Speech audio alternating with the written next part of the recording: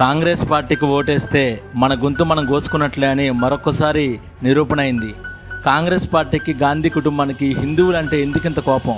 నిన్న పార్లమెంట్లో హిందువులందరినీ కాంగ్రెస్ యువరాజు అవమానించారు. ఈ హిందువులు ఎవరైతే ఉన్నారో వాళ్ళు 24 గంటలు చేసేది హింస హింస హింస, ద్వేషం దేశం దేశం. హిందువులు లేచిన దగ్గర నుంచి చెప్పే ప్రతి మాట అబద్ధం.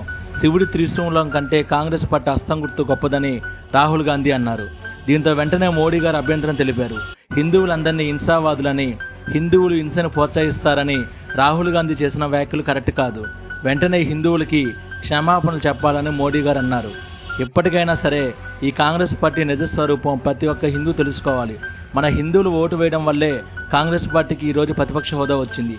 ఒక రకంగా హిందువుల్ని తీవ్రవాదులను అర్థం వచ్చేలాగా రాహుల్ గాంధీ గారు మాట్లాడారు. ఈ మాటలు విన్న తర్వాత కూడా మీరు కాంగ్రెస్ పార్టీకి ఓటేస్తే మన గొంతు మనం కోసుకున్నట్లే.